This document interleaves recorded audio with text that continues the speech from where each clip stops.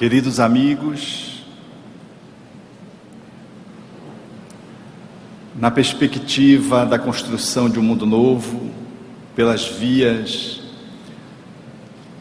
da autorrealização, na perspectiva igualmente da felicidade, que hoje possamos dispor do acolhimento sempre terno dos amigos espirituais que tutelam este evento. Procurei-te desarvorado e triste pelas terras distantes, em loucas aventuras com os outros, sem conseguir encontrar-te. Aonde chegava a minha ansiedade, deparava-me com as marcas dos teus pés no chão. Cobri os meus sonhos de angústia, dilacerando as minhas esperanças em vãs tentativas de te encontrar.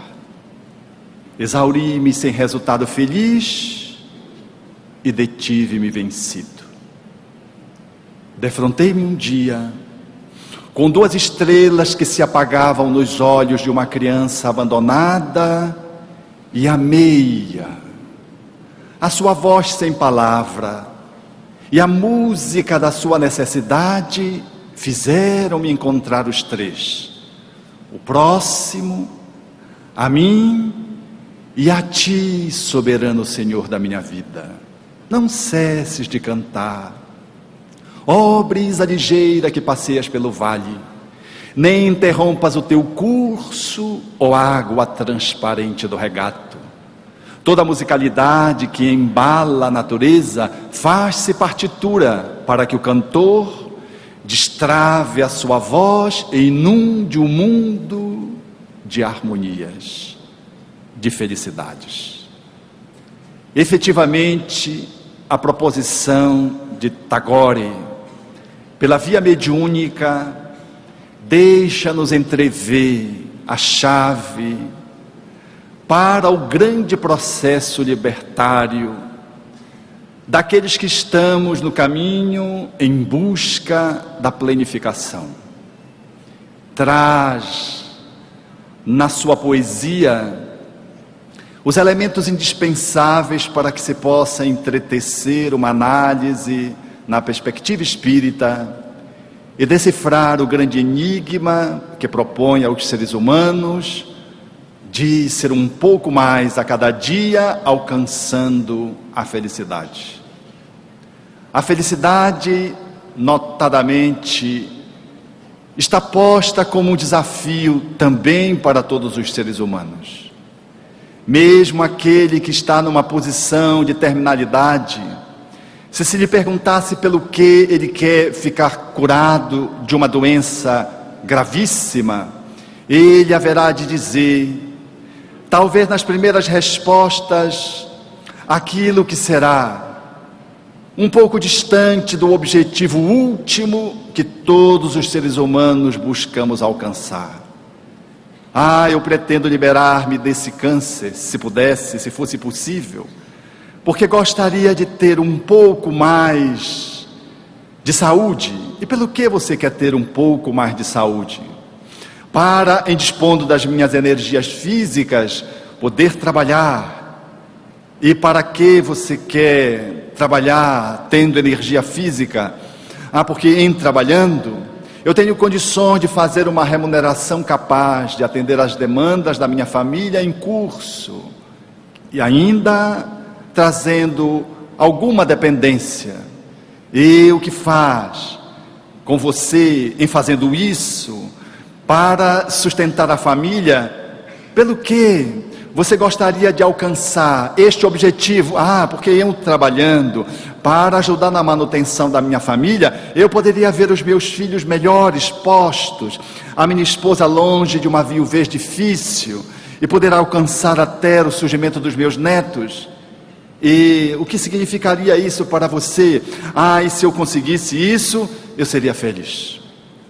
Quando vamos escalonando perguntas para qualquer pessoa acerca de qualquer episódio ou vicissitude, quando vamos repetindo as perguntas, numa perspectiva da ciência, da neurolinguística, da famosa PNL, nós vamos alcançando status de cada vez mais superiores, até alcançarmos o topo, quando o indivíduo se identifica com a felicidade.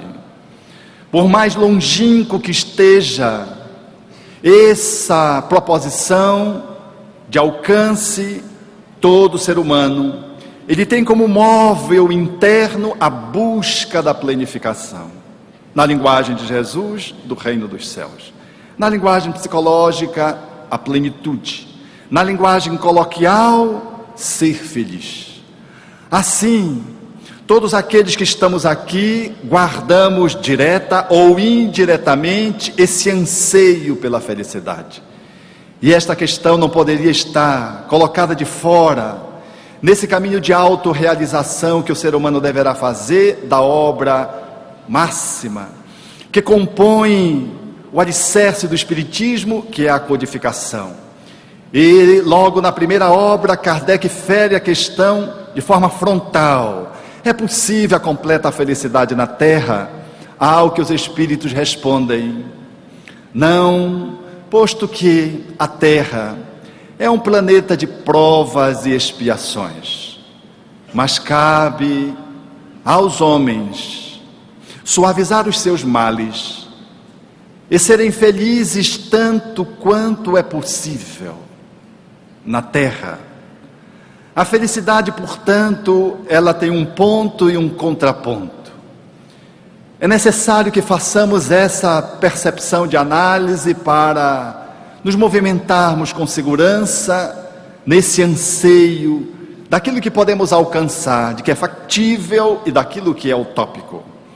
Um planeta de provas e expiações, trazendo as suas vicissitudes inerentes, naturalmente, que guarda um conjunto de possibilidades internas para aqueles que lhes habitam, sem ensejar que possamos alcançar de uma forma absoluta a felicidade. No entanto, fica embutido na resposta dos Espíritos a necessidade de sermos felizes e de ser factível isso, relativamente, tanto quanto comporta a nossa condição grosseira, diriam eles, e podendo, em relativizar o sofrimento, aumentarmos o nível de gratificação e de saborearmos, degustarmos esse estado de planificação.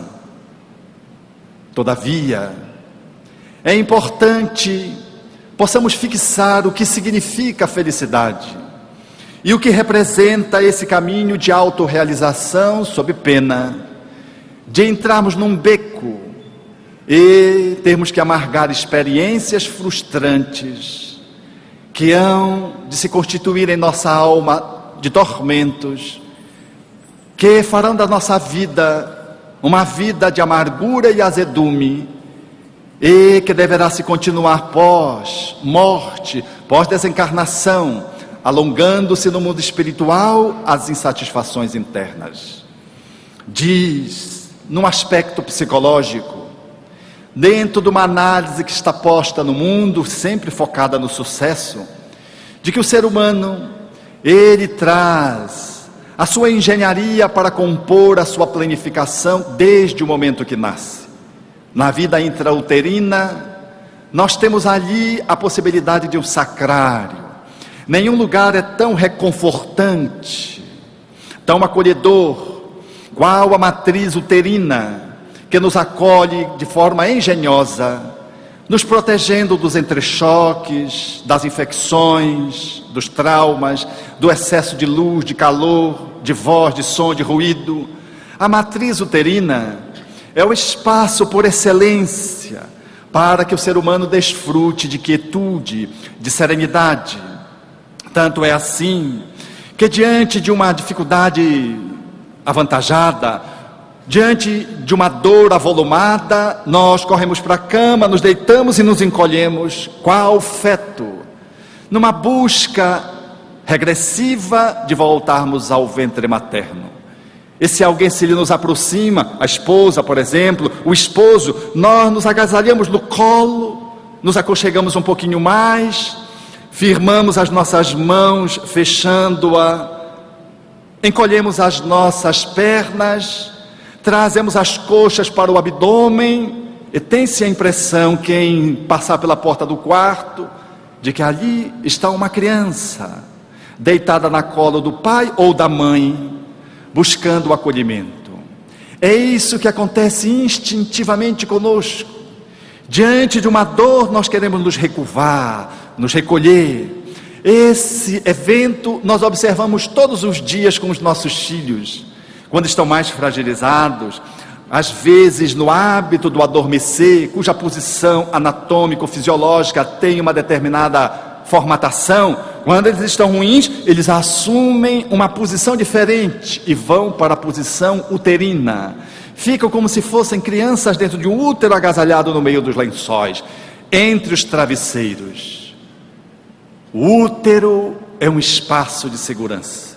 Não obstante, nos últimos tempos, tenha se transformado em campo de concentração.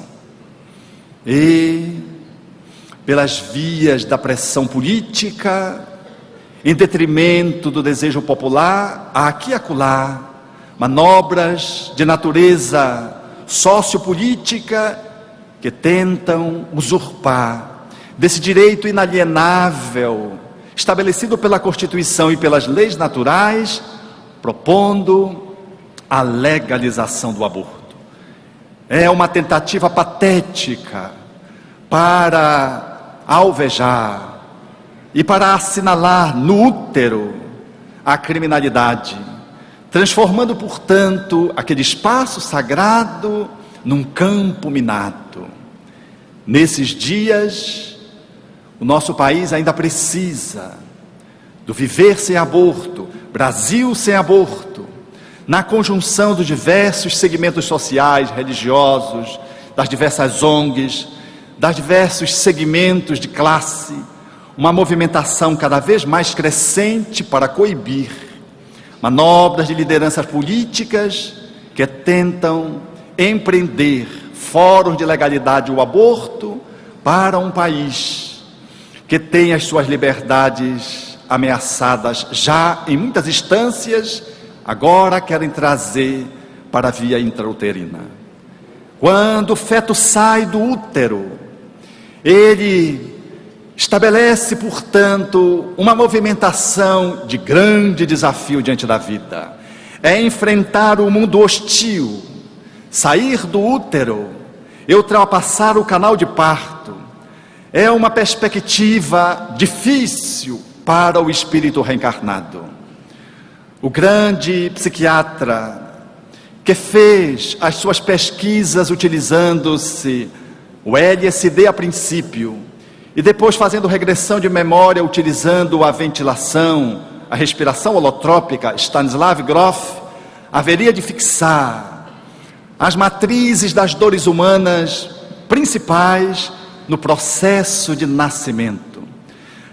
As matrizes perinatais na análise do grande psiquiatra, mostrando quão difícil é nascer, sair do útero.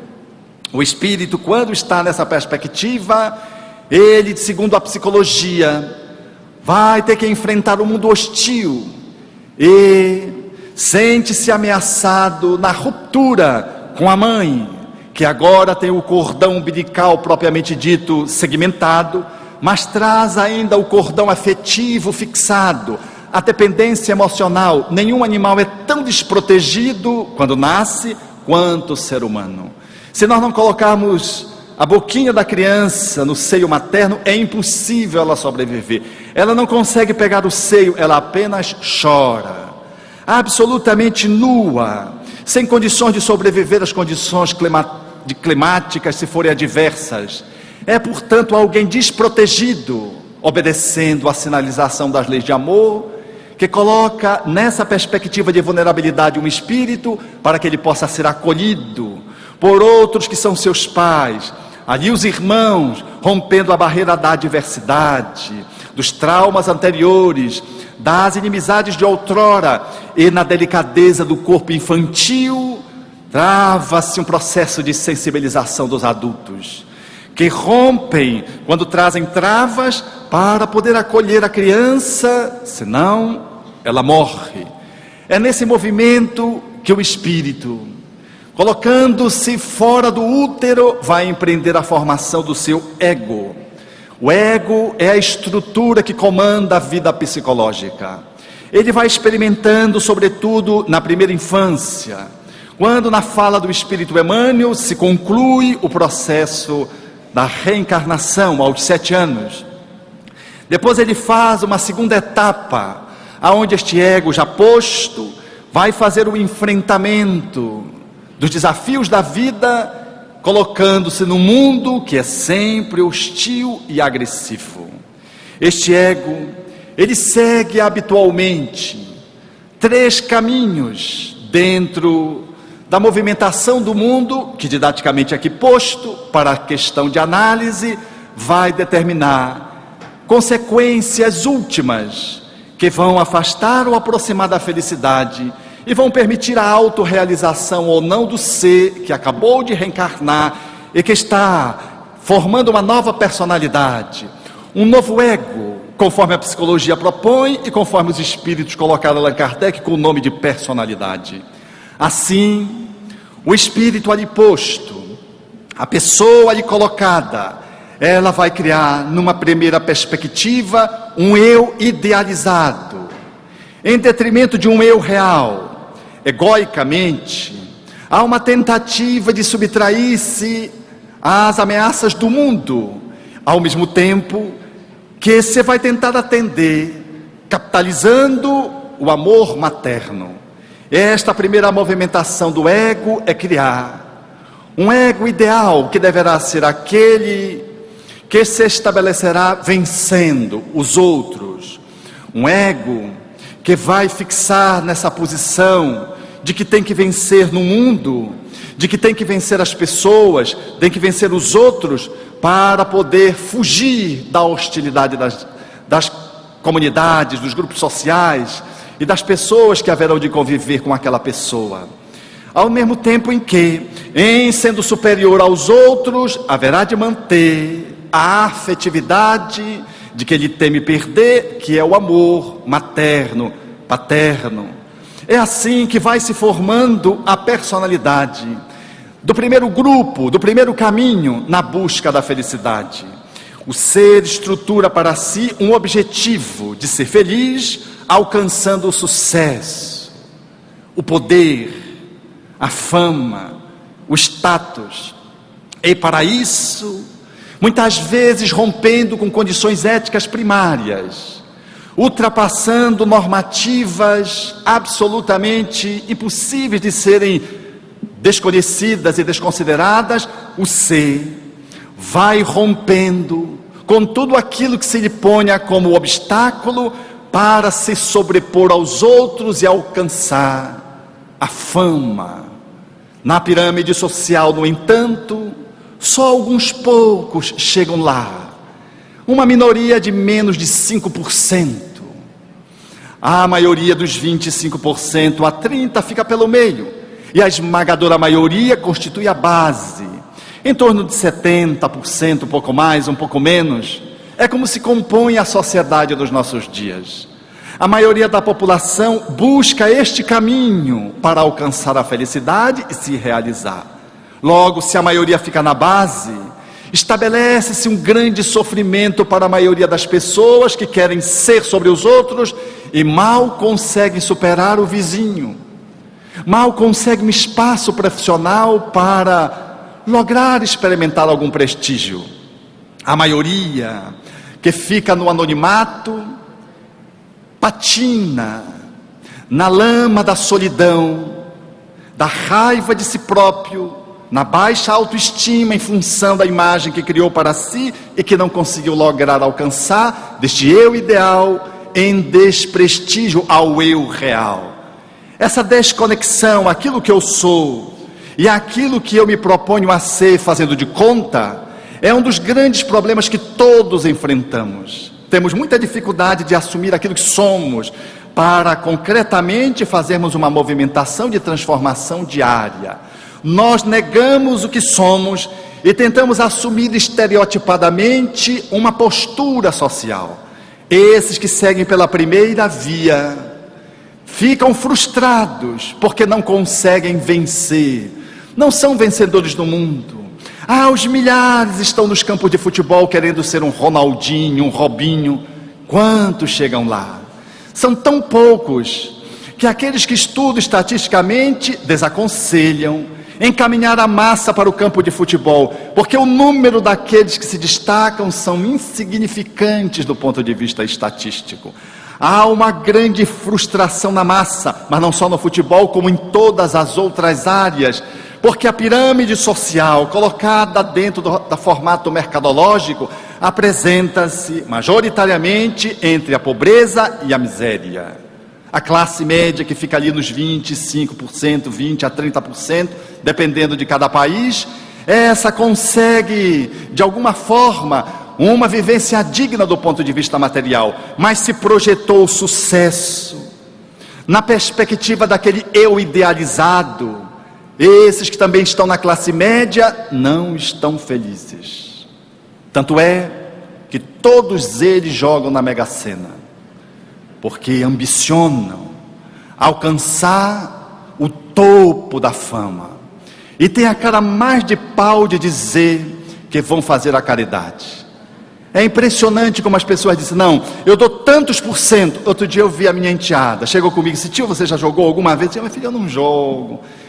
O senhor nunca jogou? Eu disse: não, nunca joguei. Ela disse: então jogue aqui, eu lhe dou 10%, quer dizer, 10%.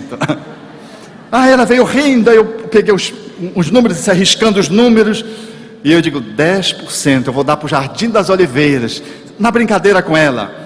Mas imaginem que ela ficou convicta de que eu tinha algum prestígio com Deus. Acho que ela pensou assim, que ela ia ganhar, porque depois de uma conversa mais informal, era um prêmio acumulado, ia a mais de 60 milhões de reais, e surgiu uma conversa assim em casa, e surgiu meu outro enteado, e disse: você não vai ganhar, porque quem vai ganhar sou eu. Eu comecei a notar que estava havendo já uma disputa pelo prêmio. Poderia haver 2 vencedores, por certo, mas os números eram diferentes. E aí eu disse: o que é que tu vais fazer com 60 milhões? Ele disse: eu vou dar tudo para Deus. Eu me estranhei, porque ele não tem assim tanta essa vocação messiânica, franciscana, para abrir mão. Ele disse: mas como tu vai dar para Deus? Não, eu vou ganhar, vou aplicar assim, e vou rendendo, e vou dobrar esse dinheiro em tantos anos, e vou dar para Deus tudo de volta, mas eu vou ficar com 60 milhões. Eu digo: tu está pensando que Deus é burro, né?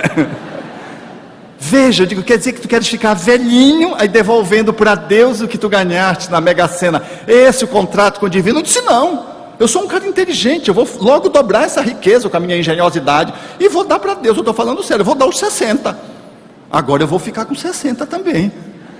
É assim que a gente funciona. Classe média, a gente chega a orar até para o anjo guardião, para ele dar uma força, e negocia. Alguns dão a metade, outros 70%, alguns 90%, e esse meu enteado dá os 100%, mas só Deus mesmo saberia o que vai nos refolhos da alma.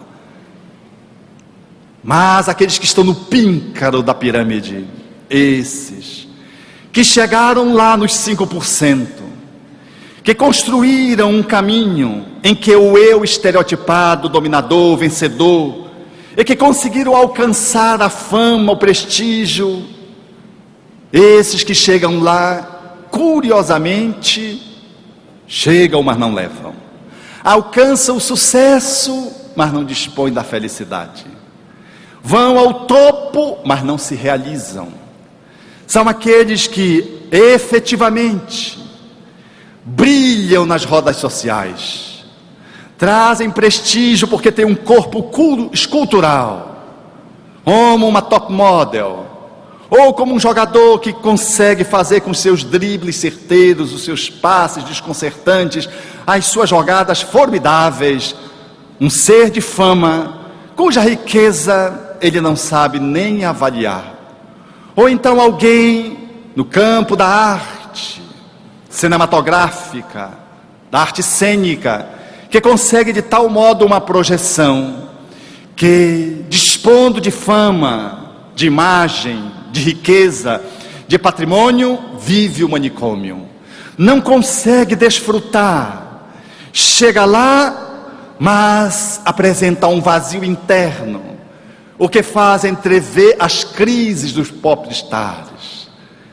Há bem pouco, Michael Jackson, meio século, um homem que construiu uma fama incomparável, que foi ícone para uma geração inteira. No entanto, quanta fragilidade, um processo de imaturidade avantajado, uma alma absolutamente infantil, gênio na forma dos clipes, da dança, numa genialidade da sua voz. No entanto, a madureza emocional, o status estabelecido no campo moral não lhe dava ensejo de ser feliz. Uma alma sempre inquieta, traduzindo no seu próprio corpo os seus dramas e os seus conflitos. Uma pessoa feliz nunca está bem consigo própria e projeta aqui e acolá os seus conflitos. Às vezes é no corpo, às vezes é nas drogas, às vezes são em neuroses, comportamentos estranhos. As pessoas ficam meio que fora do mundo, porque tem um mundo aos seus pés, mas não se sentem amadas. Não sabem se aqueles que se lhe aproximam são bajuladores, barganham, ou se são seus amigos, porque eles têm tantas coisas e eles não sabem se as pessoas têm interesse nas coisas ou neles. Eles, portanto, venceram os outros, mas eles não conseguem encontrar amigos, aliados, não conseguem mesmo lidar com os familiares que já começam a brigar pela repartição dos bens. Como me dizia um pai, e dizia: pois é, eu acumulei alguns imóveis, e ele tinha um número de aproximadamente 15 imóveis, e ele dizia: eu estou diante do impasse, porque tenho que distribuir pelos meus 4 filhos esses 15 imóveis, e não posso fazê-lo com prontidão, porque eles estão aí, crescendo, e há conflitos, e eu dou-me conta que o tempo que eu consumi para fazer o levantamento desse patrimônio para eles, foi o tempo que eu deixei de conviver com eles. E agora eu quero articular a relação fraternal, a relação entre eles, eu não consigo. E este pai estava a ponto de expulsar o filho para fora de casa, porque não conseguia coabitar com o filho, e queria já fazer a partilha, mas queria fazer a partilha do seu jeito, e que talvez não pudesse corresponder aos anseios dos 4 filhos. Ele então dizia-me: do que valeu ter me esforçado tanto, ter construído todo esse patrimônio, se eu surrupiei desse tempo, o tempo de convivência, de estar com eles. Olhou para baixo e disse: eu me arrependo lamentavelmente de tudo que eu fiz.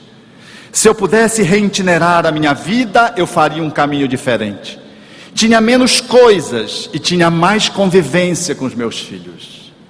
É assim que aqueles que alcançam o sucesso não conseguem dispor desse sucesso a serviço da sua felicidade, porque não dispõem de si mesmos. Criaram um eu idealizado, alcançaram os seus objetivos dentro da filosofia de vida que estabeleceram, mas não conseguem amar, ser amado pelos outros, e não conseguem vencer o mundo hostil, porque quem tem muito está sempre preocupado com os assaltos. Em Belém do Pará, por exemplo, hoje vende-se os apartamentos mediante escolha, se você quer uma porta blindada ou não blindada. Tal são os bárbaros, as ondas que vêm dos miseráveis, que avançam para a urbe para estabelecer os assaltos, entram nos prédios, arrombam as portas, e se não estiverem blindadas. Então hoje, ter prestígio social, ter muita riqueza, muito poder, é muito perigoso, porque você tem que andar com seguranças, tem que andar num carro blindado, Quando chega na sua casa, você põe uma câmera, põe o cadeado, põe a tranca, põe os cães e põe o segurança do lado de fora, porque você não sabe se o segurança é uma segurança ou ele é uma ameaça. Mas quando você sai no dia seguinte e vai deixar o seu filho na escola, corre riscos, mesmo que o segurança possa nos acompanhar. É uma felicidade que tenta se colocar blindada, não é uma felicidade brindada. Não se conquista, portanto, esse estado de felicitação. É aquilo que se acumula, acaba se transformando em tormento. Aqueles, portanto, que chegaram no topo são tão infelizes de modo diferente daqueles que ficaram na base, daqueles que ficaram no meio, na classe média da construção social. Mas há um segundo caminho, que são aqueles que, em saindo do útero, constroem um eu idealizado, não para vencer os outros, mas um eu idealizado de santo, e fazem uma movimentação psicológica para receber o amor dos outros, em substituindo o amor materno e paterno, e para vencer no mundo de autoanulação. São aqueles que assumem posições submissas, são aqueles que se autodesprezam, são aqueles que não têm opinião própria, são aqueles que com tudo e todos concordam, são aqueles que falam manso, mas guardam dentro de si uma raiva, porque quando você rompe com você para ser algo que você constrói de forma irreal e ilusória, você não consegue integrar-se, e a desintegração gera no ser um sentimento de desagrado. Do mesmo jeito que aqueles que fizeram a primeira via não alcançaram, têm um vazio, porque não são eles próprios, são uma máscara de si mesmos. Aqueles outros que construíram um eu pseudo-santo experimentam uma máscara de generosidade, no entanto não tem estofo, não tem estrutura, não tem sustentação. São pessoas aparentemente dóceis, mas se você lhe fustigar a alma, podem romper e sai de dentro delas um ódio, porque elas se odeiam, porque a despeito de fazerem o movimento de tudo concordarem com os outros para não serem tragadas pelo mundo hostil e para receberem o amor dos outros, elas sentem que elas recebem esmolas de amor dos outros, porque elas não são amadas. É verdade que elas não são odiadas, mas elas também não são amadas. Elas recebem pequenas migalhas daqueles a quem ela se coloca de uma forma subserviente, abandonando-se para ficar aos pés dos outros numa posição de escravidão. Portanto, o tempo vai passando e são aquelas pessoas que a gente não entende pelo que, num dado momento, elas mudam o comportamento, se transformam em tiranos, assumem uma posição na criminalidade, assumem uma posição de revolta, às vezes já na idade adulta, às vezes na juventude. Elas não conseguem dominar repressivamente o eu real, que clama porque quer ser libertado das amarras de uma pseudo-santidade. Estes, por mais longo que consigam ir, afivelando a máscara de uma pseudo-religiosidade, eles não conseguem ser felizes e trazem um ar de tristeza, trazem uma manifestação de enfado, e aqui e acolá deixam aparecer dos porões da sua repressão, do seu inconsciente, as marcas do autoabandono, do seu autodesvalimento, do seu autodesprezo, da sua autossabotagem. Há uma terceira via, no entanto, que seguem marginalmente. É um grupo menor de pessoas. São aqueles que, vendo a hostilidade do mundo, escapam da convivência social. Formatam aquilo que Freud chamaria de um espectador da vida. Eles não vivem a vida, eles saem da convivência social para encontrar o divino. Querem ser felizes a partir de uma mística do isolamento. Estabelecem para si mesmos uma conduta covarde, porque se afastam da convivência social e assumem posições de pseudo-gurus. E guardam grandes horas de desprestígio social, porque vivem num isolamento de uma meditação estéril. controlam a mente, mas não são úteis para ninguém, nem para si próprios. Assumem posições, às vezes, de domínio mental extraordinários. No entanto, são pessoas que não conseguem levantar nenhum outro ser humano ao seu lado, porque estão em espaços adrede postos para fazer um mergulho dentro de si mesmos, num mecanismo egóico de egoísmo, de covardia, de alienação social. Formulam os pequenos gurus e em torno de si fazem um séquito de pessoas que igualmente querem fugir das dores, do enfrentamento das dores do mundo, fogem a esses desafios e se aprumam com o guru no processo de meditação.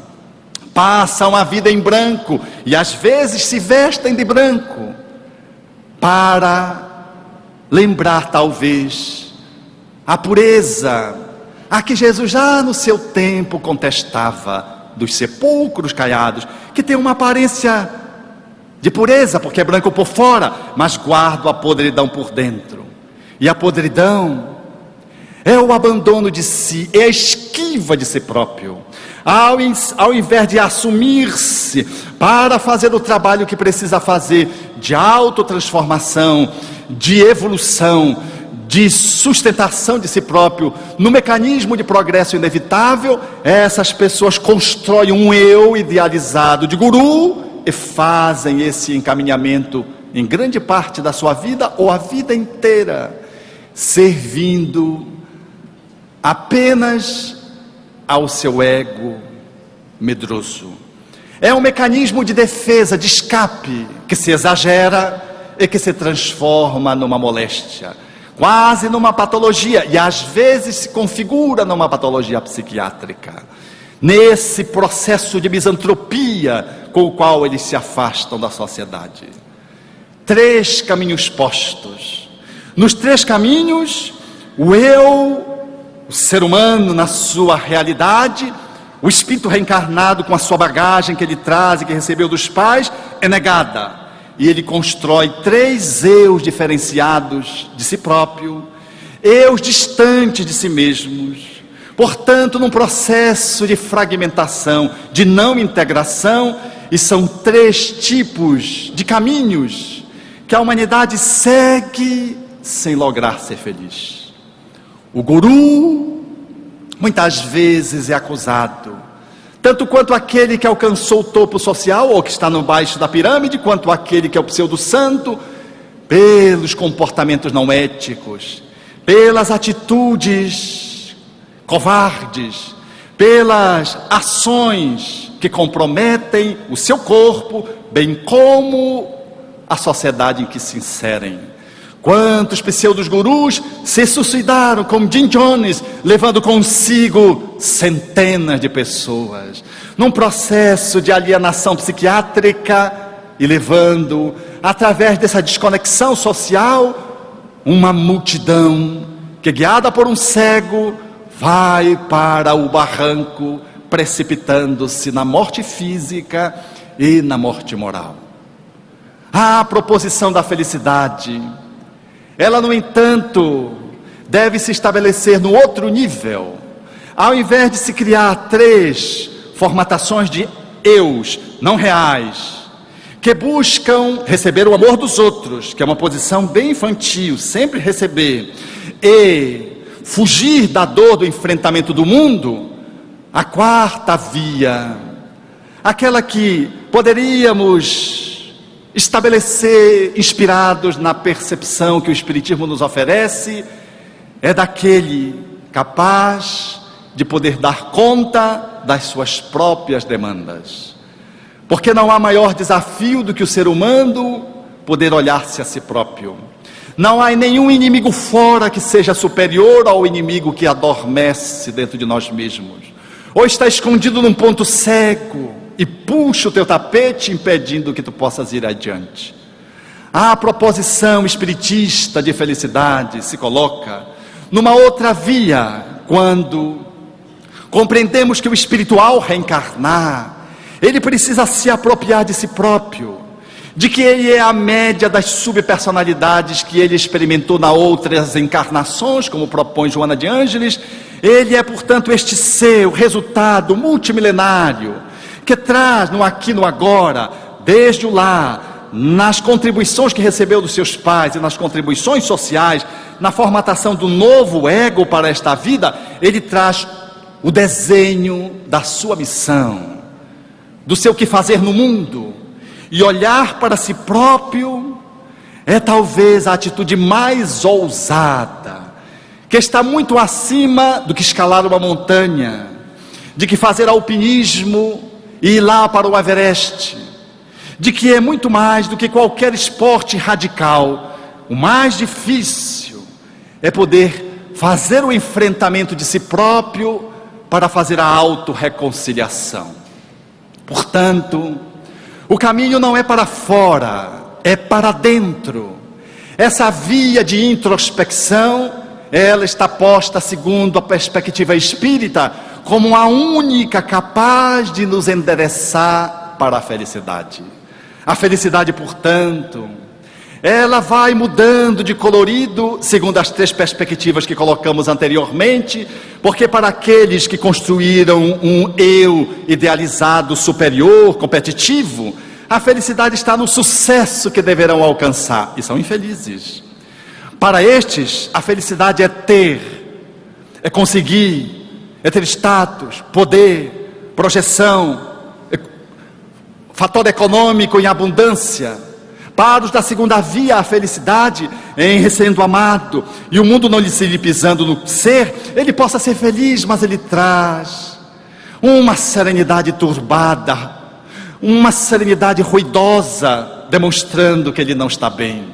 E o pseudo-guru alienado tenta esquecer-se de si mesmo, para não fazer contato com a dor de ter fugido do mundo. Não é feliz.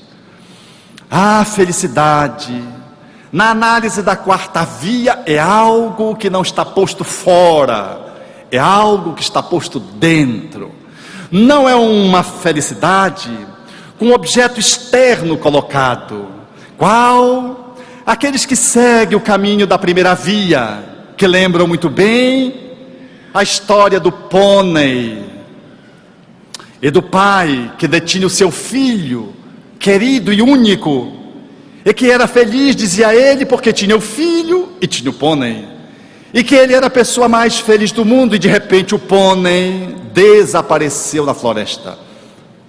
Ele ficou então infeliz e começou a lamentar, porque tinha o filho, mas o pônei tinha ido embora. Ato contínuo, o pônei voltou trazendo um garanhão, um cavalo selvagem, e ele ficou então feliz, e agora propalava sua felicidade, porque ele já tinha não só o filho, um pônei, mas também tinha um garanhão. O filho subiu no garanhão e foi cavalgar. Como era um cavalo selvagem, ele tombou e quebrou a perna, e o pai se transformou na pessoa mais infeliz, porque o filho tinha quebrado a perna, e talvez não houvesse a possibilidade de uma recuperação, deixasse uma lesão, uma má formação, não cicatrizasse, e o pai lamentava profundamente agora a infelicidade que estava, porque o filho estava adoentado mediante a fratura na perna. Mas logo, ato contínuo, veio uma expedição comunicar que a guerra tinha se estabelecido no seu país, e ele ficou feliz, porque o seu filho com a perna quebrada não podia ir para a guerra. Assim é a felicidade colocada fora. Nós somos felizes, não porque somos felizes, mas porque estamos felizes à custa de algo que está externo. Essa é uma felicidade flutuante. Temos momentos de felicidade, mas não somos felizes. Temos momentos de agrado, porque ela é uma gangorra. Se você ganha bem, você é feliz, mas se não houve um aumento, você fica infeliz. Você, se está bem casado, você é feliz, porque encontrou uma pessoa extraordinária, uma jovem encantadora. Mas se a jovem encantadora fica obsediada e se apaixona por outro, você é a pessoa mais infeliz do mundo. Ou se ela morre, aí você se transforma numa pessoa infeliz, porque você queria ela em carne e osso, e ela se foi, ainda que sendo espírita, você passa a ser infeliz. Assim diz o poeta paraibano: a felicidade está onde você coloca. Infelizmente você não a coloca aonde você está. É um jogo de palavras, mas embute uma visão filosófica. A felicidade está onde você a põe, mas você não a põe aonde você está. Nós sempre colocamos a felicidade alhures. Ah, se eu tivesse como esposa a esposa do meu amigo, eu seria a pessoa mais feliz do mundo. Não sabe o que o danado aguenta na casa dele, porque ela tem um eu de pseudo-generosidade, pseudo-santa. Ela sorri, todo mundo pensa que ela é Sheila reencarnada, mas vai ver que ela é chechelenta na vivência doméstica. Mas a gente acha que se fosse casada com o esposo da minha melhor amiga, mas ele é tão gentil, ele é tão maravilhoso, eu seria a pessoa mais feliz do mundo. De novo, a felicidade colocada fora. Não sabemos dar quantas. Aquela mulher sustenta aquele casamento para se equilibrar nos conflitos da relação de conjugalidade, fazendo um esforço imenso, lidando com aquele que é o seu personal trainer, porque ele exige por demais, artisticamente, a composição dos valores morais. Mas nós colocamos fora, sempre achando na nossa tela imaginativa de que o outro faria-nos feliz. Minha mãe que dizia assim para mim: meu filho, hoje ele telefonou uma pessoa lá de Uberaba e disse que você é a pessoa extraordinária, de que você é uma pessoa tão extraordinária, de que eu devo ser uma pessoa muito feliz. Aí eu sorri, porque eu já conheci que ela é muito matreira. E eu disse: o que foi que a senhora disse, mãe? Ela disse: quase que eu digo para ela, leva para ti. Uma outra feita, uma pessoa que estava igualmente iludida, disse: se eu casasse com seu filho, eu seria uma pessoa extraordinariamente feliz. E o que a senhora disse, mamãe? Ela disse: eu só silenciei e sorri, meu filho. Mas o que a senhora pensou? Ela então fez uma pausa e disse: meu filho, quem não te conhece que te compre. E nós sorríamos, porque as pessoas imaginam que as outras são. A partir de um close, de um gesto, de uma perspectiva, nós construímos uma realidade que não é. Nós então, nessa perspectiva de colocar a felicidade fora, achamos, em Belém do Pará, que se reencarnássemos no Paraná, apenas um na de acréscimo, nós seríamos a pessoa mais feliz do mundo. Aliás, no movimento espírita, é assim que a gente faz o povo trabalhar lá. Diz: olha, gente, se vocês quiserem melhorar e ir para o Paraná, assumam fielmente a tarefa. Aí eles se aprumam. E parece que já aconteceu por aqui alguma ameaça no sentido oposto. Olha, ou vocês assumem, vocês vão reencarnar lá no Pará, hein? Aí o povo logo começa a pegar no arado e caminhar para frente sem olhar para trás. É a felicidade colocada fora. Se fossem os meus filhos, os filhos dos meus amigos, dos meus irmãos, daqueles que trabalham no centro espírita. Mas esses pimpolhos que vieram diretamente das trevas, não vieram do umbral, eles vieram das trevas, um degrau abaixo. Não sei onde Deus estava com a cabeça dele, que trouxe essas cabecinhas para atormentar as nossas cabeças. E nós achamos que seríamos felizes à custa dos filhos dos outros. Quantos de nós achamos que seríamos felizes se tivéssemos um corpo 15 centímetros a mais, se o nosso culote fosse menor, se o nosso nariz fosse um pouquinho mais afilado, porque nem o cirurgião plástico conseguiu dizer que daria conta de poder botar ele no jeito.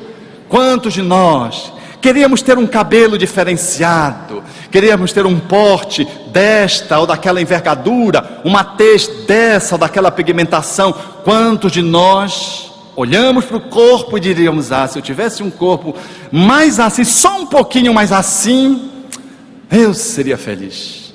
É uma felicidade posta fora, porque eu acho que a felicidade depende de algo que está externo a mim.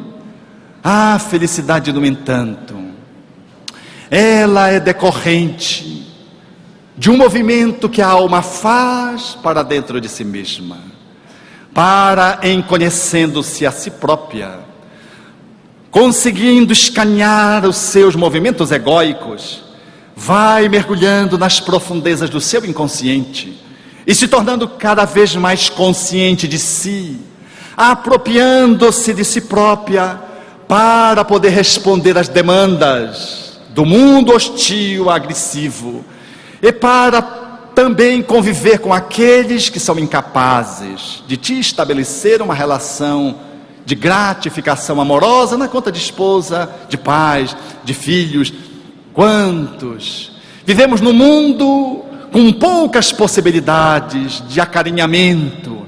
Às vezes parece que nascemos num lar que é um espinheiro. No entanto, se ficarmos com a perspectiva dessa quarta via, a via da autoamorosidade, nós haveremos de lograr entender que este é o lar mais ajustado às nossas necessidades espirituais.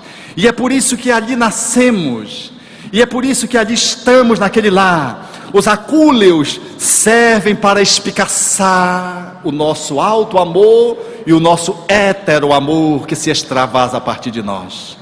Porque a felicidade só é lograda estabelecer-se definitivamente quando eu conquisto estabelecer em mim, em relação a mim mesmo, aquilo que o maior filósofo de todos os tempos propugnou para a humanidade, resgatando do Velho Testamento, que era o amor a si próprio, que deveria se extravasar na direção do outro, e que deveria, essa relação amorosa, representar exatamente o espelho do principal mandamento, ou do maior mandamento, que era amar a Deus. Portanto, é no amor que está o caminho da felicidade, ou, se preferirmos de uma forma mais adequada, dizer: a felicidade não tem caminhos, a felicidade é um caminho. Eu não faço um esforço para ser feliz um dia, como a maioria de nós fazemos. Não, eu estou me esforçando porque eu quero ir para nosso lar, a colônia que a gente conhece. Eu não quero ir para a Câmara de Retificação, eu não quero ir para o Umbral. E a gente fica se esforçando para um dia ser feliz, esquecido de que o paraíso começa no passo que tu dás. A felicidade, portanto, ela deixa de ser um posto de chegada para ser um desfrute do ato de caminhar. Ela é, portanto, um ato também, mas ela é mais do que um ato, ela é o hábito de dar passos após passos, daquele que sedimenta no exercício da sua amorosidade, o desfrute de poder viver, a despeito de muitas vezes fazer o enfrentamento da hostilidade do mundo, que se manifesta nas suas vicissitudes, nas agressões, nas enfermidades, no envelhecimento. E a despeito de tudo isso, aquele que está feliz, porque é feliz, ele consegue se sobrepor aos limites do corpo, a doença, consegue se sobrepor à ingratidão, ainda que tenha que administrar a perda, a tristeza por um tempo, mas ele é uma pessoa feliz porque sabe que aquela felicidade, ela está posta dentro de si própria, e ela vai superar aquela dor de tristeza da partida de um ente tão amado que lhe abandonou, porque ela não vive em função do amor que o outro lhe traz, das benesses que a vida lhe confere, da saúde física que ainda tem. Ela experimenta a felicidade porque caminha no caminho do amor. E se no caminho do amor surge uma ingratidão, ela é desafiada a continuar amando e continuar sendo feliz, a despeito da dor do abandono de alguém que se recolheu para fazer outras escolhas, às vezes muito infelizes. Mas aquele que centra dentro de si a felicidade, coloca a felicidade onde está, e coloca como a matéria-prima essencial dessa construção o amor, essa pessoa consegue ser feliz a cada dia. Lembro-me do companheiro espírita dirigindo a reunião mediúnica, e falava com uma pessoa pós-término e avaliação da atividade mediúnica, com uma pessoa que se sentava à frente. E a pessoa então olhou para ele, num dado momento, as pessoas tinham levantado, já tinham saído, e quando eles ficaram os 12, ela olhou para ele e disse assim: temos alguma chance de namorar? Ele se assustou, pensou que ela tinha incorporado, novamente, já ia doutrinar, olhou bem para ela, ela sorriu, ele achou estranho, porque não era um enquadramento, ali não era o espaço, e era uma coisa completamente despropositada. Então ele disse: não tem chance nenhuma. Ela sorriu e disse: que pena, você não sabe que você está perdendo. E saiu. Olha a pessoa que se auto-ama. Porque se alguém nos dá um pau na testa, como diria na minha época, um fora, como se diz na atualidade, a gente quer se matar, fica sem comer, emagrece 5 quilos, tem uma crise de baixa autoestima por um mês, não vai à aula, não quer nem tomar água, não se penteia, não quer tomar banho, entra em depressão, vai além da tristeza, simplesmente porque alguém não quis namorar ou que iniciou o namoro e abandonou. Mas esta jovem, diante da negativa, sorriu e disse: que pena, você não sabe que você está perdendo, e saiu. Mais tarde eles estabeleceram um relacionamento amoroso, e o evento foi de tal modo formoso, que numa dada circunstância, ela virando-se para ele disse: eu não disse para você que você não sabia que você estava perdendo, porque eu sou especial. Efetivamente todos somos especiais, somos pessoas singulares, mas você precisa saber para você que você é especial.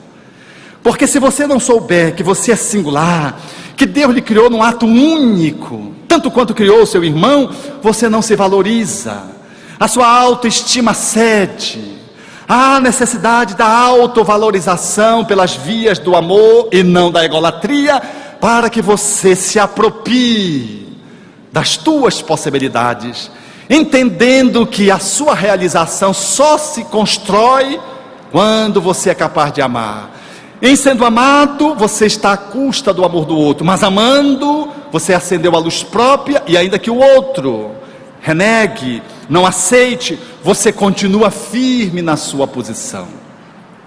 Esta postura nos autoriza a sermos felizes, mesmo em circunstâncias às vezes trágicas, como tive a oportunidade de ver no Paraná, por ocasião de uma enchente, cujo repórter fez uma matéria, e na edição da matéria, intencionalmente, naturalmente, ele compôs 2 entrevistas, de 2 pessoas que estavam à margem do rio, e que tiveram as suas casas levadas pela correnteza, e a primeira pessoa dizia, chorando copiosamente, desesperada: foram 30 anos de trabalho, e chorava, olhando para o rio caudaloso que passava e tinha levado a sua casa. Ato contínuo na matéria, ele interpelava uma outra pessoa que sorria, e que tinha trabalhado 30 anos na construção da casa, e dizia: ai, graças a Deus foi a casa, mas eu estou viva. O mesmo fato tem um sentido diferente dependendo da forma como nós estamos postos, nós estamos nos colocando. Por isso Heráclito, na Grécia, no século VI, haveria de dizer: diante das misérias humanas, nós devemos chorar. Mas no século V, Demócrito diria exatamente o inverso: diante das misérias humanas, temos que sorrir. É preciso ter um conhecimento filosófico profundo para entender que talvez o choro faça parte da nossa dor, mas de que a ressignificação de uma dor pode nos levar a entrever um sorriso, de que efetivamente de toda a dor pode surgir uma luz, como num parto onde surge o nascimento, de que todo o processo que envolve um cerceamento da nossa personalidade, quando sabemos lidar com ela, nós conseguimos dar um salto de qualidade e conseguirmos ser felizes. Por isso, nós, aprimorando-nos no alto amor, no autoconhecimento, vamos nos apropriando da felicidade. O eu real que somos, vamos banhando a partir do mergulho interno nas nascentes do nosso ser, na fonte originária da nossa origem. Quando Deus nos criou, trazendo a sua marca, nós trazemos a marca do divino. E essa marca, que Jesus dizia: brilha a vossa luz. Essa luz interna que jaz na nossa intimidade, quando ela vai eclodindo, mediante posições que fazem com que ela se desperte, o nosso ego se beneficia. E por isso, o caminho do alto amor é fazer esse mergulho para dentro, seja usando a meditação que o guru não consegue consolidar como método libertador, seja usando através da atitude daqueles que procuram a postura do pseudo-santo, através de uma atitude não de servilismo, de subserviência, mas de uma atitude de servir, de caridade, num exercício sincero de amor, aonde eu dou para você o que eu construo dentro de mim, aonde eu passo o oxigênio para você depois de botar a máscara em mim. É o amor que eu tenho por mim que se extravasa para você, e eu me sinto feliz por amar você, sem cobrar nenhuma taxa de reconhecimento, sem exigir que você me ame também, muito embora espere que você ame porque é bom para você. E será gratificante também para mim, sabendo que nós nos enlaçamos no amor de pai, de filho, de amigo, de irmão, de companheiros de conjugalidade. Mas se você não estiver pronto, maduro, eu me realizo numa atitude verdadeiramente generosa, de caminho de santificação sem ser santo, na qual eu coloco meu amor a serviço da caridade, e faço um encontro com você. Esse exercício faz eclodir a minha luz, e o meu ego vai cedendo, o egoísmo vai cedendo ao altruísmo, a egolatria vai cedendo para o selfie, a postura do homem animal, humano, cede para o homem espiritual, moral.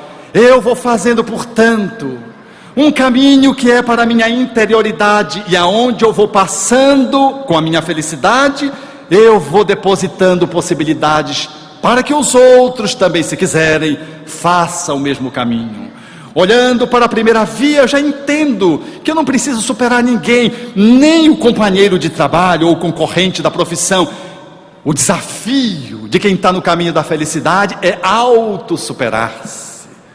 O galardão não é o prestígio popular, porque quem quer ter sucesso real, conectado com a felicidade, não busca necessariamente o marketing. Chico Xavier se movimentou tão pouco, foi tão anônimo, mas ele conseguiu ser tão grande, que hoje a gente confunde, a gente não sabe quem é maior, se é ele ou a obra dele. É o carteiro que, entregando a mensagem dos Espíritos, foi se iluminando, e ele passou a ser parte da mensagem. Ele deixou de ser o estafeta que entrega a correspondência para ser um bilhete de Jesus para a terra. E não há como escondê-lo, porque uma cidade sobre o monte não consegue se ocultar.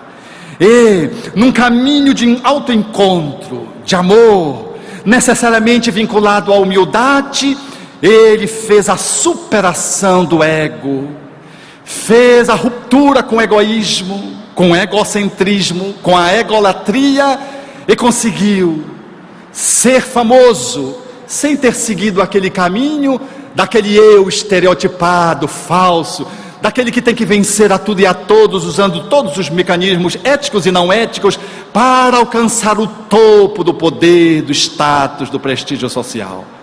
Chico é esse exemplo magistral, de que quanto mais se apequenava, mais se agigantava a mensagem, à luz do Cristo interno que desabrochou nele, através de um exercício de amor que tinha por si próprio e que deixava se extravasar para os outros.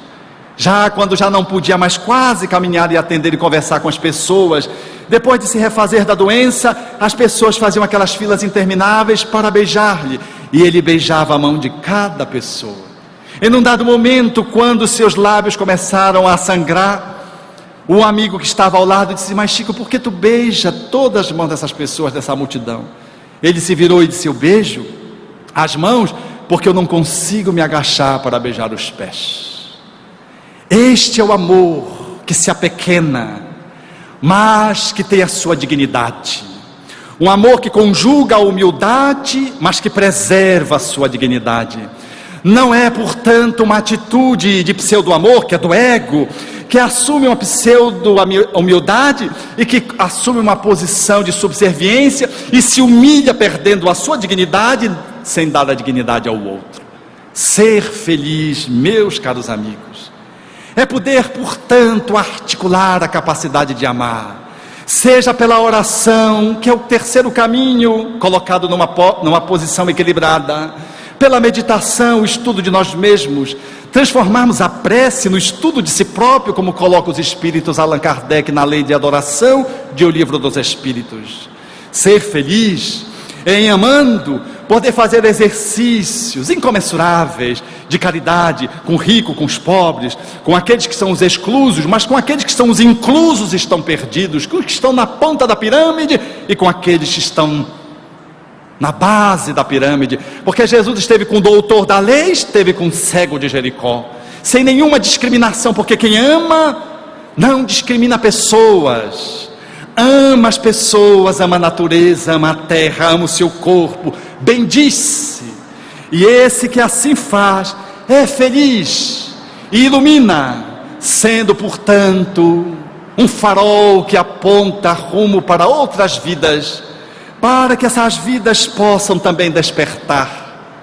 É nessa perspectiva que o amor vai se desenhando dentro de nós e a felicidade, não como algo que um dia a gente vai alcançar após a desencarnação, mas prosaicamente, que vai se colocando no meu cotidiano, porque o desafio não é ser feliz poeticamente, nos momentos que eu faço 15 anos, quando eu caso, quando nasce um neto, quando nasce um filho, porque ser feliz quando eu recebi o resultado de um concurso e fui aprovado, ser feliz nessas circunstâncias, é óbvio, são atos de felicidade. O desafio para nós espíritas, nessa perspectiva da felicidade relativa que tem que se maximizar, é ser feliz prosaicamente, dando um passe. Aquela pessoa que está com os olhos fechados, concentrado, você ser capaz de abrir os olhos e olhar alguém que está diante de você, para receber um pouco da doação do teu amor, que vai na forma dos fluidos que você confere aos bons espíritos, para que se viabilize uma transfusão energética. Ser feliz prosaicamente é poder transformar, não o aniversário, os 15 anos, mas um almoço em família num ato de encontro, no café da manhã, no jantar, e poder entretecer aquele momento, um momento formoso, ainda que a comida esteja com deficiência, porque as economias não conseguem agenciar o farnel e poder fazer uns quitutes, mas as relações humanas estão postas ali, e aquelas dificuldades, ao invés de ser um desserviço, no jeito prosaico, o amor suplanta, e nós podemos comemorar, às vezes, um evento que é poético, mas que está tocado por uma alternância infeliz do ponto de vista humano, a desencarnação de alguém, o desemprego de alguém, e podermos comemorar aquela data festiva de forma prosaica, e podermos entender de que mesmo nesses momentos felizes, nós somos capazes de desfrutar da felicidade. Felicidade, portanto, que se faz no dia pós dia. Nós que somos espíritas, temos esse compromisso inadiável de transformar os momentos comuns em momentos estéticos, de transformarmos o toque, o carinho, em algo que seja formoso, de mandarmos para a esposa um torpedo, para o esposo um torpedo, e dizendo: lembre-se de que te amo. Porque nós só fazemos isso quando é dia dos namorados, do aniversário do casamento, e às vezes fazemos isso com um dia de atraso, porque esquecemos, o que pega muito mal. Mas nós podemos fazer de uma forma diferenciada, chegar e surpreender o ente querido no cotidiano, e mostrar a nossa felicidade, e dizer: vamos sair para jantar. E ela diz: mas meu bem, jantar? Mas o que é hoje? Hoje é quarta-feira. Mas então por que hoje? O que é hoje? Que número do dia é hoje? Ah, hoje é o dia 13 do mês tal. Mas o que tem? Dia 13, o número cabalístico? Não, meu bem, eu quero jantar hoje com você. Mas meu bem, não temos dinheiro. Então ali nós vamos no Big Mengão, no Big Vascão, que é aquele cachorro quente da esquina. E aquele cachorro quente ser um ágape, porque o casal está no momento de encontro, numa data que não é festiva, que não é comemorativa, que não é especial, que não é cabalística, que não é nada, mas que é tudo, porque é um exercício de amor de dentro para fora. Você ser capaz de suspender o lençol e acolher o filho que está com frio, e beijar-lhe a fronte, não obstante ele esteja dormindo. Fazer isso por um exercício de amor, porque você não sabe quantas vezes você vai repetir esse ato, e você não sabe se esse será o último beijo. E fazer, portanto, da relação do dia a dia espaços fecundos de felicidade relativa, grandiosa. Não esperar que a desencarnação assinale o ente querido com câncer para chorar as culpas no leito do hospital, ou então no féretro, pedindo perdão porque deixou de fazer muitas coisas que o seu amor inclinava, mas você nunca tinha tempo, porque tinha que sempre estar correndo atrás do patrimônio, sempre correndo, esquecendo das pérolas que moram dentro de casa. No centro espírita, a atividade mais singela, nós a transformarmos no momento culminante, simplesmente porque fazemos um exercício da amorosidade. Cada gesto, cada ato vai se transformando em nossa vida naquilo que está posto no encontro de um peregrino que caminhava na estrada e um andarilho que estava se agenciando de um automóvel de alto luxo e de alto custo, e que se aproximou do peregrino e perguntou: esta estrada vai dar na cidade de Accra? O peregrino olhou para o andarilho motorizado e disse: não sei.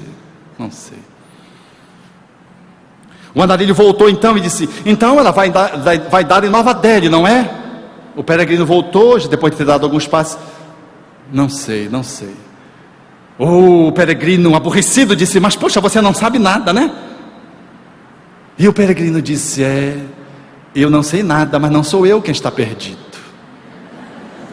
Nós, amigos espíritas, não estamos no topo da pirâmide. Como dizia Chico, eu não estou no crista da onda, mas eu estou na onda, fazendo menção à moda da época, que ela está na crista da onda. Nós estamos em dia com o mundo, sem fugir do mundo, sagradamente. Não somos pessoas que conseguimos reunir aquilo que o mundo diz que é felicidade, porque o mundo consegue às vezes reunir num só ser dinheiro, beleza, juventude, saúde, prestígio, e não consegue ser feliz, porque a felicidade, ela não está centrada fora, ela é imanente, ela é um processo de estado da alma, é consciencial.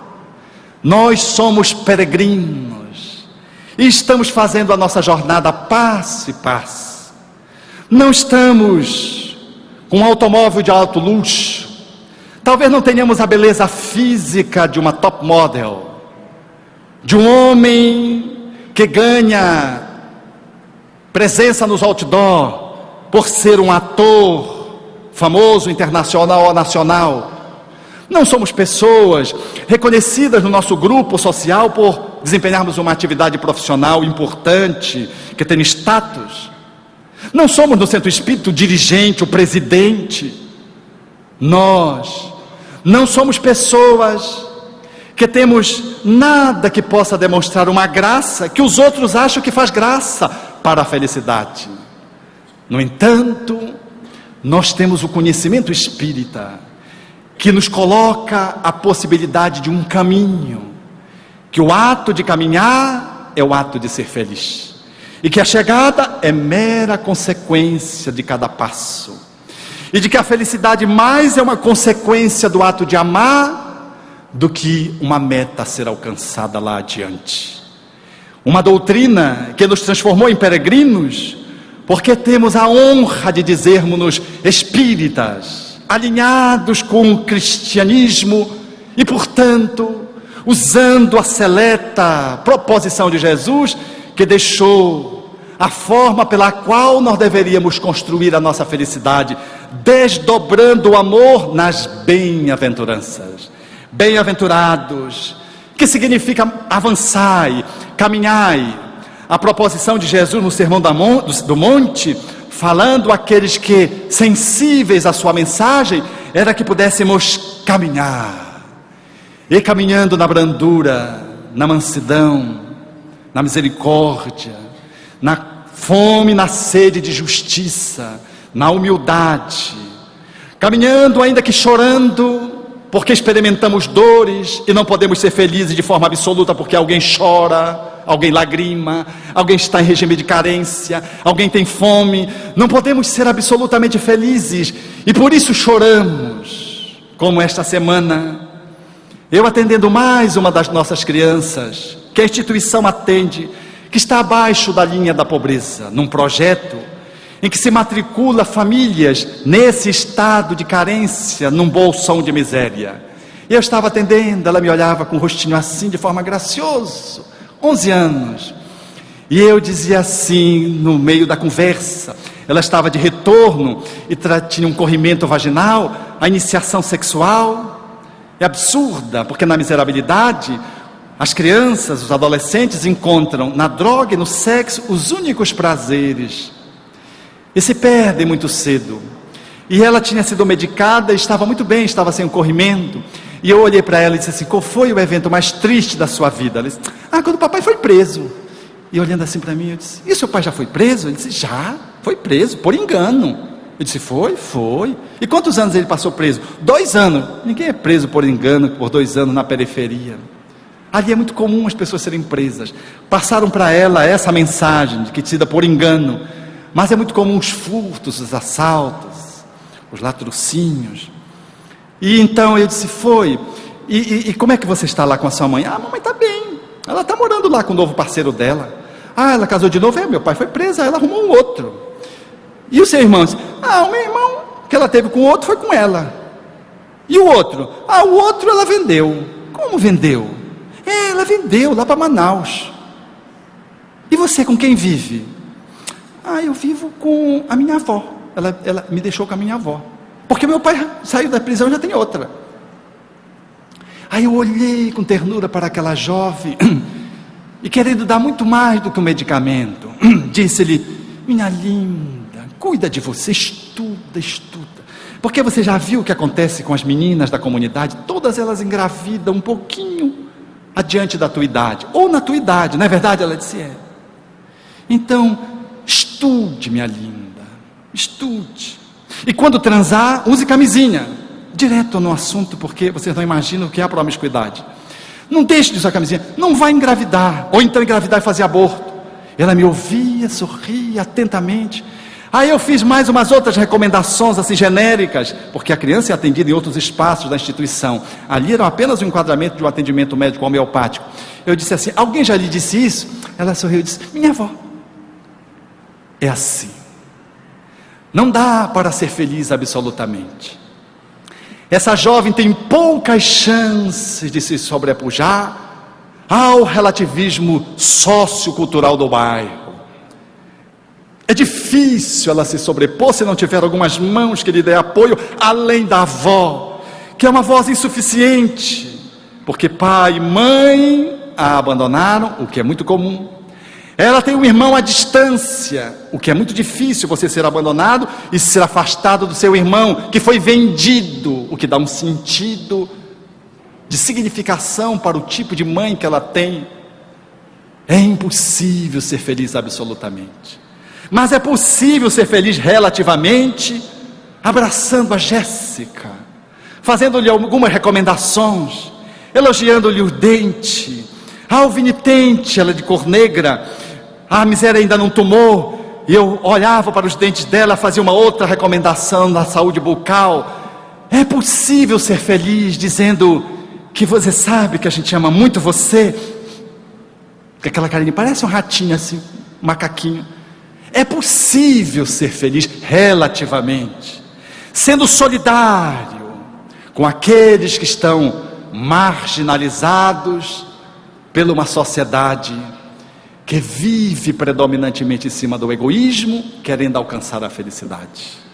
Nesses dias, caríssimos amigos, o Espiritismo nos aponta a via da felicidade, que é um caminho de ser feliz agora, relativamente, e sempre a cada passo, numa construção perene e contínua, porque através do exercício do amor, nós podemos entender a fala de Tagore. A fala de Tagore, ela é emblemática, porque ela fala do encontro tríplice, aquilo que o pseudo-guru procura encontrar na meditação, Deus, aquilo que aquele pretende encontrar no amor daqueles que lhe deveriam amar porque ele chegou ao topo da pirâmide, aquele que deveria encontrar o beneplácito do divino, assumindo uma posição de santo, Tagore propõe que nós possamos encontrá-lo no amor, amando-nos, amando o outro. Só quando conseguimos atualizar o nosso amor junto ao outro, é possível encontrar o Criador. Porque é impossível fazer o caminho da felicidade amando-se em regime de solidão, é narcisismo. Só é possível construir a felicidade quando o alto amor ele vai se estabelecendo a partir do espelho, que é o próximo. E quando eu me encontro comigo através do outro, eu encontro o outro no exercício da amorosidade. E ao encontrar o outro, eu encontro ele. Procurei-te desarvorado e triste, pelas terras distantes em loucas aventuras, na tentativa de te encontrar. Aonde chegava a minha ansiedade, deparava-me com as marcas dos teus pés no chão. Cobri os meus sonhos de angústias, dilacerando todas as minhas esperanças em vã tentativa de te encontrar. Exauri-me sem resultado feliz e também vencido. Um dia defrontei-me com 2 estrelas que se apagavam nos olhos de uma criança abandonada e amei-a.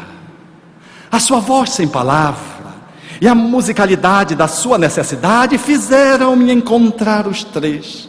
O próximo, a mim e a ti, soberano Senhor da minha vida. Não cesses de cantar, ó brisa ligeira que passeias pelo vale, nem interrompas o teu curso, água transparente do regato. Toda a musicalidade que embala a natureza, faz-se partitura para que o cantor entoie a sua voz e inunde o mundo de harmonias, de felicidades. A fala de Tagore, portanto, ela nos remete para esse encontro tríplice. A felicidade sem Deus é impossível.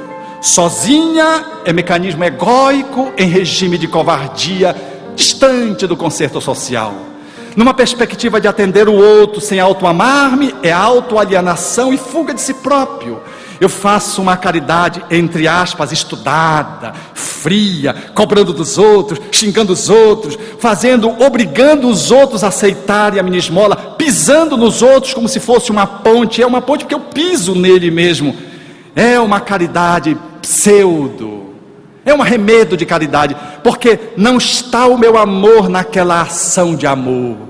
Então esse amor se enfraquece. Às vezes há uma boa intenção em querer servir o outro, mas como eu não consigo me conectar com o alto amor, eu não consigo te amar. Por isso, ninguém consegue ser feliz só. Ninguém consegue ser feliz apenas entregando-se ao outro no movimento de autoanulação. Mas quando nós nos amamos pela via do encontro com o outro, fazendo com que esse amor se derrame na direção de todos e não apenas de um punhado de pessoas, porque por onde passa aquele que ama, ama. Não importa se é o prisioneiro, se é o governador, não importa se é o parente consanguíneo ou se é aquele que crê de uma forma diferente que você. Aquele que ama, ama, ama a árvore, se penaliza quando se tira uma árvore que diminui o calor de uma cidade tropical. E se mutila uma árvore, é como se mutilasse um braço da pessoa. Ela é capaz de chorar porque se fez uma poda inadequada, se matou uma árvore. É a pessoa que ama. Esse amor ele se estende, portanto, de uma forma mais abrangente, não seletiva. Ele vai caminhando numa perspectiva incondicional. E esse amor só se faz assim porque encontramos Deus. No vértice desse encontro a 3 está o amor que viabiliza a realização e a construção de felicidade.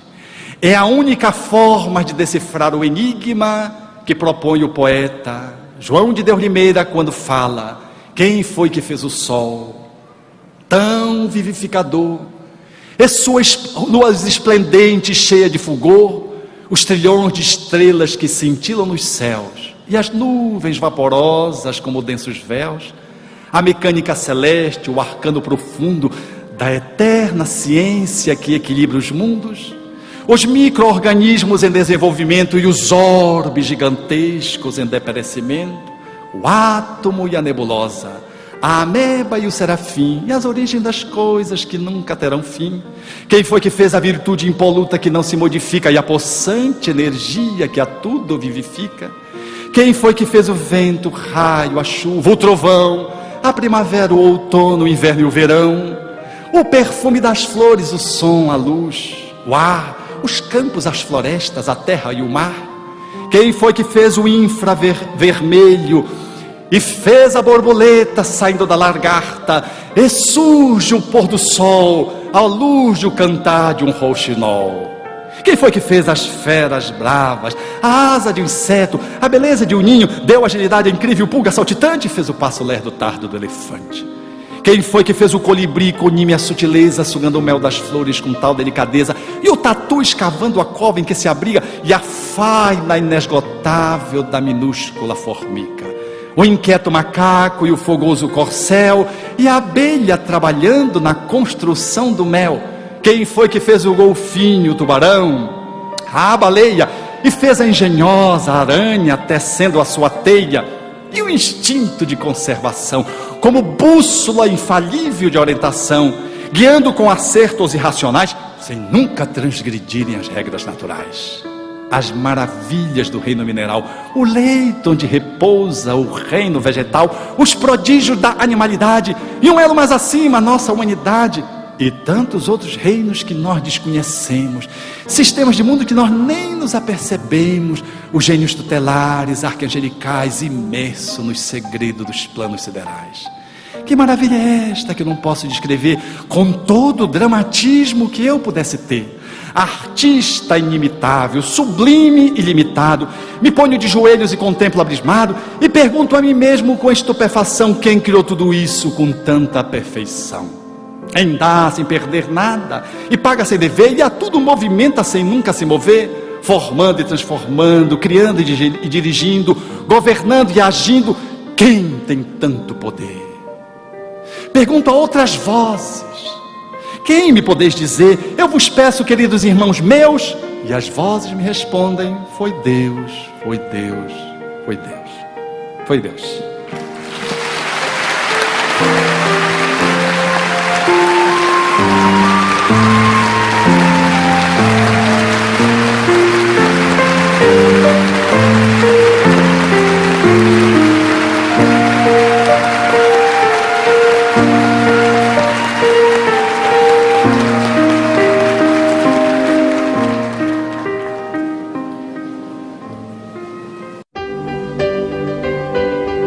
A Federação Espírita do Paraná apresentou a 12ª Conferência Estadual Espírita, que abordou o tema Vida, Desafios e Soluções.